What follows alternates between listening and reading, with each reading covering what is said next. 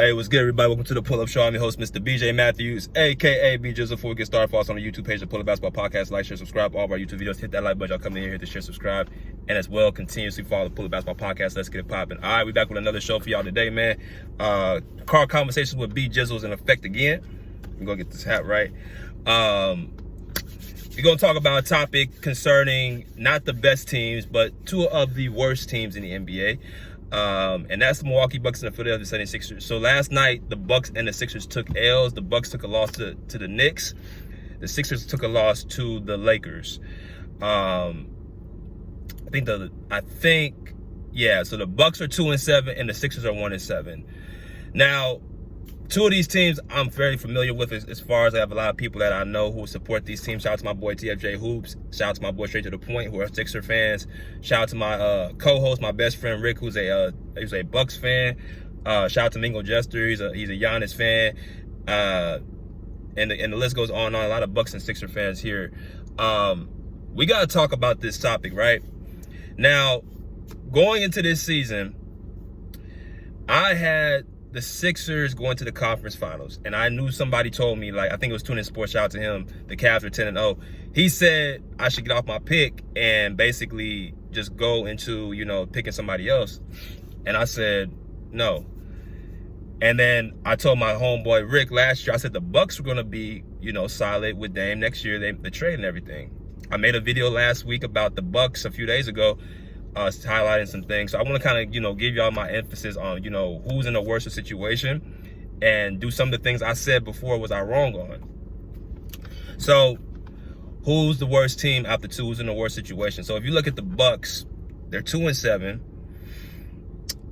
They've lost, I want to say this is their first loss after having a win the other night. I think it was against, who'd the Bucks be? It was a bottom of the ranked team. But, they've been losing every single game pretty much throughout the entire start of the season. And with them starting off on this slow start in the Eastern Conference, you got people now talking about they're trying to make a trade.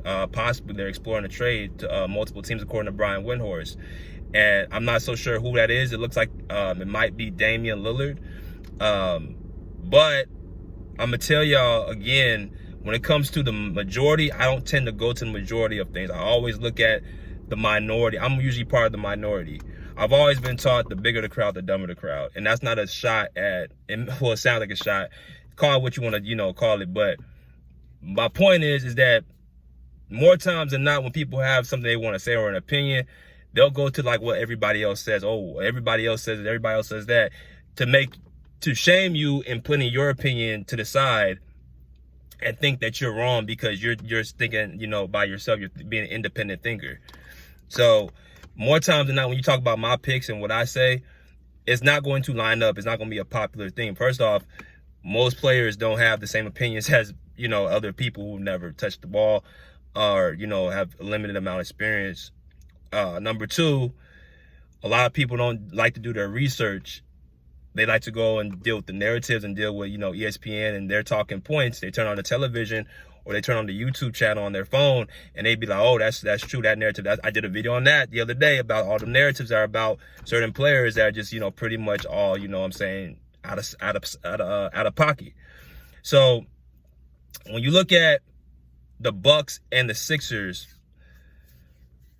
the Bucks are full strength and they're losing games. You got people talking about, trades and stuff like that. Now, I'm going to tell you the Bucks right now is in the worst situation because they are more so fully healthy. Giannis and Dame are both on the court. And you brought these two in. You brought Damian Lillard in after trading Drew Holiday last year because you felt Giannis that you needed somebody to help with the scoring load because Chris Middleton's been in and out of injury. That's another thing people are not taking into account. Chris Middleton has not been healthy since really 2022, since the year that they got eliminated from the playoffs against the Celtics. He has not been healthy. And that was Giannis' right-hand man. He helped him win that 2021 playoffs. And, Chris Middleton's a 6'10". People don't even know Chris Middleton is tall as hell. He's 6'10", a 3-tier scorer, very, very methodical. Is good in the post. has somewhat, up tap athleticism, can shoot the three, can shoot the mid range like deadly, what you need in the playoffs. He had all the skills to help Giannis be who he is. And that's why, my personal opinion, Giannis chose Chris Middleton over Jrue Holiday because of that reason. I feel like he felt he needed Chris Middleton over Jrue Holiday. I feel like he had a more connection with Chris Middleton over Jrue Holiday. Now, Jrue Holiday definitely is an important piece to the team. But I'm going to tell y'all why it's a little bit overstated that people say, well, they should have kept Jrue Holiday over Damian Lillard. Here's the thing. Last year, the Bucks were 33-10 last year under Adrian Griffin. They had Damian Lillard there. Jrue Holiday was gone. Giannis Antetokounmpo was healthy. All that stuff, all the whole nine. They were 33-10. They make a move at the All-Star break to bring in Doc Rivers. And to be honest, they were still a good team. They were still a good team. They still made the playoffs. I think as a 3rd seed last year. So it's not like you're dealing with a squad that was just horrible. And they had Dame the whole year. They had Giannis the whole year. So where is that excuse that they didn't fit or this move was such a bad move? I think, again, that's another talking point by ESPN or I don't know who it is, but people just ran with the whole Jrue Holiday was such a mistake. I'm like, well, if that's the case, then why did they have such a winning record last year? They made a trade at the deadline. I'm going to tell y'all what happened last year. They made a trade at the deadline to get Patrick Beverley. And Patrick Beverley's, I think he averaged 8 points, 4 rebounds, and 3 assists last year with the Bucks. I'm going to tell y'all something about Patrick Beverley. He is a guy who's a winner, but he's also a guy that's going to bring the intensity. The problem with the Bucks is not that fit with Lillard and Giannis. The problem is they don't have nobody to hold Giannis accountable, hold Dame accountable, hold the coach accountable, and a guy who's a rough rider who's going to help lead your team. Patrick Beverley was with us for 4 years, the Clippers, and it wasn't Paul George, it wasn't Kawhi Leonard, it wasn't it wasn't even Doc Rivers. The leader of that team was Patrick Beverley, the guy that was in the huddles where he would say, 1, 2, 3 family, or 1, 2, 3 let's go.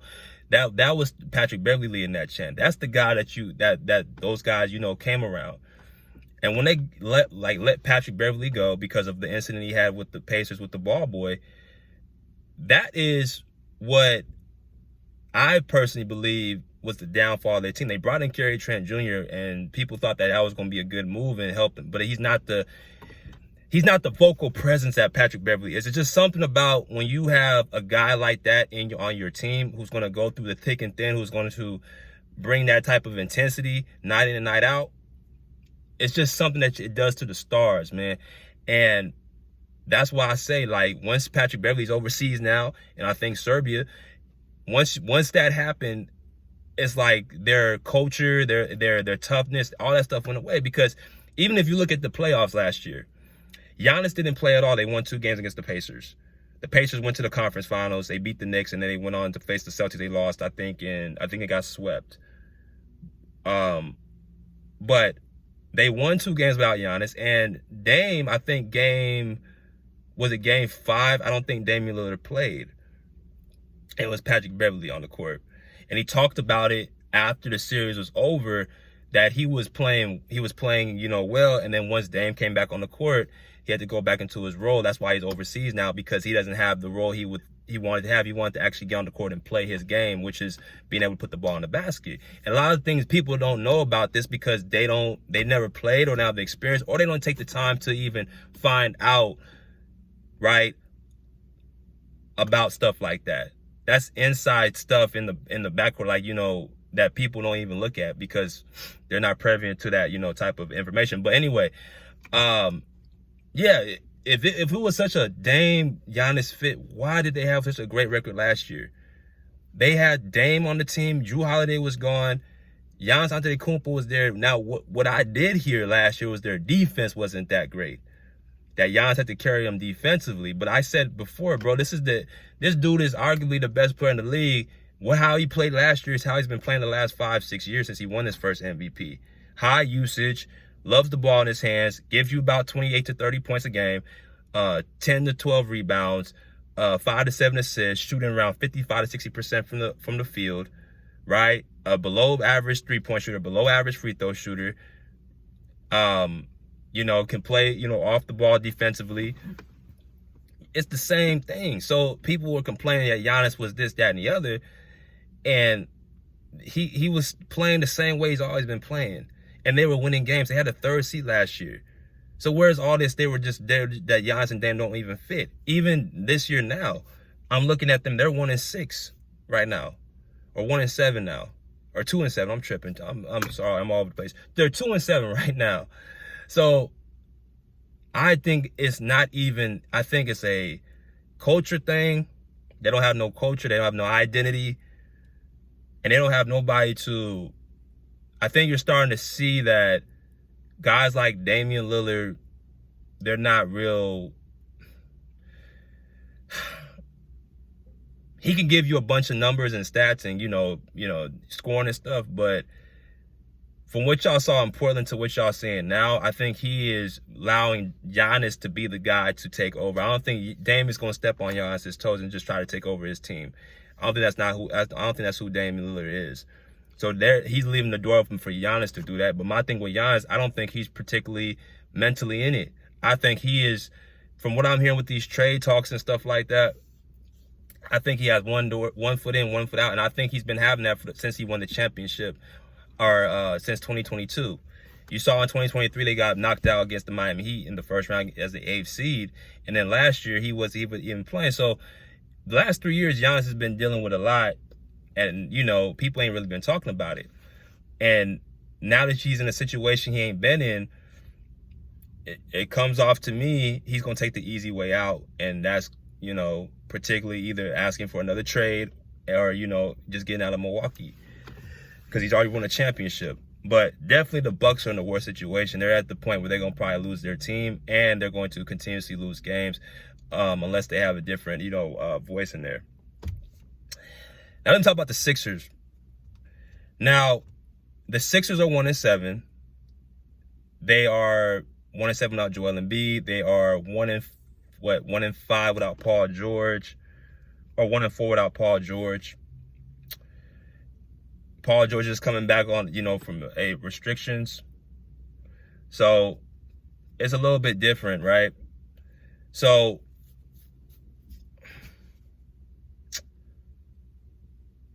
this is why I say Philly is not in any trouble, because number one, your best player is out on the court. Number two, your second, in my personal opinion, your second best player is got on minutes restriction. And number three, your third best player just got hurt, and he's his hamstring. Now, shout out to my boy straight to the point.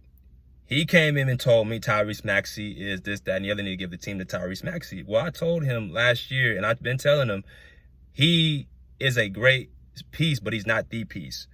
Let's revisit this again. Last year, the Sixers were 14-20 without Joel Embiid last year. This year, they're 1-7 without Joel Embiid. In the previous past, in the playoffs, like let's take the Miami Heat series in 2023 or 2020, was it 2022, right? The first two games, Miami they blow out the Sixers. This is when James Harden and, you know, Tyrese Maxey were there. Joel Embiid's out with an orbital fracture he suffered against the Toronto Raptors. He comes back in games 3 and 4 in the series against Miami, and they win 2 of those games automatically. Just his presence alone automatically gave Philadelphia new life. Joel Embiid's been in the MVP conversation over the last 3 seasons, or 3-4 seasons, right? Tyrese Maxey's in his 4th season right now. He had his best playoff performance last year against the Knicks. A lot of people love Tyrese Maxey, especially in Philadelphia. When he went down with that hamstring injury, my man straight to the point made a video and basically said, this is horrible, this is terrible, this is the downward of our season, our guy is down, this, that, and the other. And I'm like, hold on a second, bro. You are telling me a guy who has a 1-4 record, this is their losing season? I don't think that we can sit here and say Tyrese Maxey is this, that, and the other, and when you can't even lead your team to a winning record. I know that might be a little harsh, but if you're telling me this guy is this, that, and the other, then you have to take it, well, okay, well, this is his team. He should be able to get wins without Joel Embiid. That has not been the case for the last 3 seasons. Without Joel Embiid, he's been losing every single year. But wait a minute. oh, you gotta give him time. He's in his 4th year. I'm like, no. If y'all hype these guys up, and then when I pull up these numbers, I pull up these stats, and I pull up these figures, y'all be like, hold on, that's too much. No, it's not. Again, I don't see. Again, the era that, and Straight's older than me. I'm disappointing you, Straight.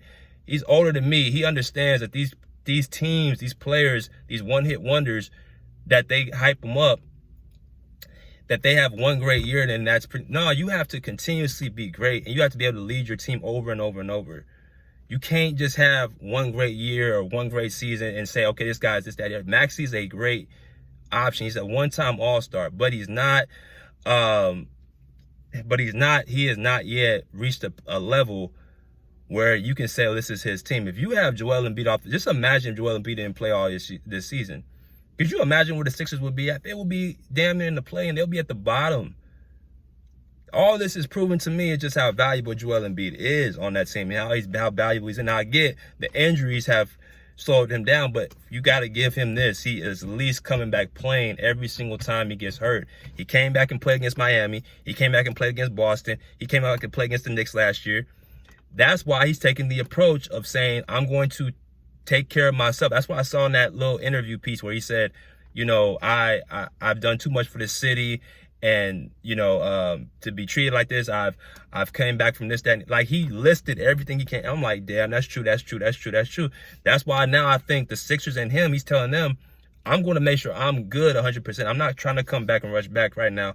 And yes, we may have a rough, bumpy start, but I'm going to take care of myself so I know we have a successful season. It's a marathon, not a sprint. Because he's came back from every injury after that. So that's why I told straight to the point, you can't judge the team. Nobody can judge Philly until he's back, which is going to be Tuesday, and he has to get a few games to ramp up. But just his presence alone is going to help the Sixers. When Paul George gets out minutes restrictions, I had my homeboy last night hitting me up saying, you know, Paul George got to score more than 9 points. I'm like, bro, when you're playing, he's not even playing half the game. He's playing 23 minutes. And I named Devin Booker had 13 points in 38 minutes yesterday. These guys are not going to be having these all-out games on the court.